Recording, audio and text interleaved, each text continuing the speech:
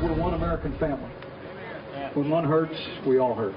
We are with you, and we will stay with you until Rockport and all of Southeast Texas come back. Well, you have seen the dramatic images from Texas this week in times of crisis after Hurricane Harvey. Americans putting differences aside to help one another. So can we finally move past the heated rhetoric and the identity politics that have divided our country and come together as one? We have a bipartisan panel to discuss that. Joining us now is PhD and mother of six. We have Hope Houston. Hope's in the back in the blue. And then we have radio talk show host Carla, pronounce your last name for me. Daddassy. And then we have Navy vet and teacher Daryl St. George in the glasses in the back. And also in the glasses in the back, we have defense attorney David Schwartz. We have disaster relief responder Tiffany Barrios. Thank you, Tiffany. Defense attorney David Bruno. We have radio host Kathy Barnett. And we have attorney Heather Hansen. Thank you all for being with us. Thank you. Because this is a political discussion about our country coming together, let me see a show of hands of who is a conservative in the audience. Okay, now who is considered a liberal? Kind of? You're on the fence? Yeah. Okay, and the rest of you, raise your hands, independents? Okay, 4 independents. Okay, so how can we come together as a country? And I'll start with you, Hope. I think we need to take this moment to come together as a country, one country. We are one nation under God. We are all created in equal dignity as human beings.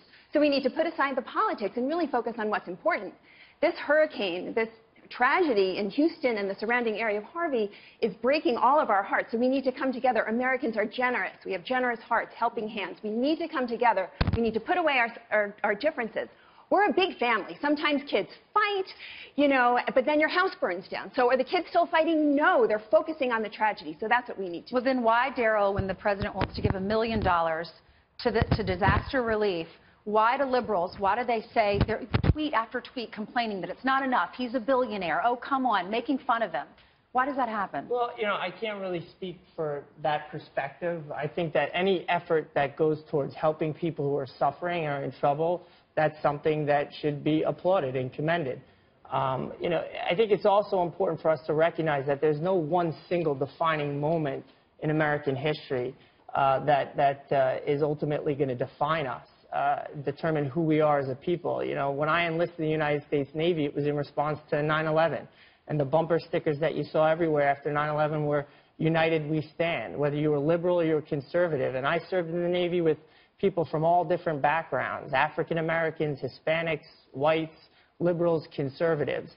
So I think that in these times, whether it's last week Charlottesville, this week it's you know, Harvey, what's it going to be next week? You know, going forward next week, whatever we're faced with, we've got to recognize that first and foremost, we're Americans. Yeah, and part of being American is embracing our diversity. Well, Kathy, on that note, is it time to move past race as an identifier? He brings up Charlottesville. You know, the identity politics is a manufactured issue. It's not an authentic issue. It's kind of like Russia. Identity politics is just another tool of the left to resist this president. So I absolutely think it's time to move forward. But I also think it's time for Americans to realize that if we want unity in our nation from a political perspective, we're going to have to force that unity upon them. It's unrealistic to expect a leopard to change its spots. And it's also unrealistic for us to expect mainstream media and many throughout our political spectrum to suddenly have a kumbaya moment when their whole mantra has been to resist this presidency. Tiffany, do you agree? Well, I do agree that we definitely need to work collectively together. I think as a nation, we collectively need to exhale. And there were many amazing stories that came out of Hurricane Harvey.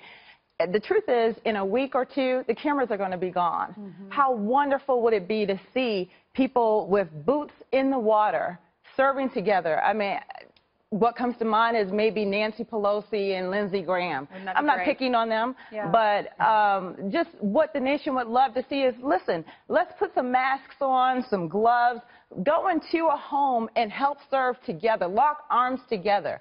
And then the bonds that are brought about through that type of relationship imagine how the conversation and the tone can change when you have served a family together, when you have seen the tears in a mom's eyes together, and then how that would translate when you go back to the grandeur of the halls of the Capitol Hill. Yeah, David, wouldn't that be nice? I mean, we've seen Congress is taking 12 days. They're only working 12 days in September. They have the rest of the time to go help these hurricane victims. Right. David, I know you've said it's time to stop antagonizing. Both sides are antagonizing each other. Absolutely. The solution really is gerrymandering. We need to get rid of gerrymandering. We only have 72 battleground districts in Congress. We have 450-something districts where it's either an R district or a D district. We need more battleground districts. That'll bring more moderates into Congress, and that'll create more solutions and more deals to be made. Heather, your perspective? I think, just feed off of David's point, I think that we need compromise. We all know how to compromise. We compromise with our spouses. We compromise with our children. Compromise is not about win-lose. It's about win-win. And we need to do that within our families and within our communities, and then we need to demand that of our representatives. Yes. Okay, Carla, we haven't heard from you, and then David, you'll be next. The last two that So I just agree that, you know, national disasters do not have a political party. They do not have a race. They do not have a religion. Yes. And we are all Americans. We all have to come together. And the first story that popped out was about Melania's stilettos. That was really disappointing to millions of Americans. And now we're seeing that the governor of Texas, and with Vice President Pence, is going to have a national day of prayer that he's declared on this Sunday. And I think that prayer is the only thing that helps millions, and it hurts no one. So everyone can come together, and that will unite. And we often see the day after a tragedy, 9/11, we watched what happened at 9/12. That's the most exciting part. We come together. We all bleed Hopefully red. it will last, because Yeah. 9/11 lasted for, what, a year? And then after that, the country's divided again. David, what's your perspective? Yeah, I think the politicians really need to step up right now because Americans are fed up. There was a recent Quinnipiac poll that came out that said Americans are dissatisfied 85% with Congress.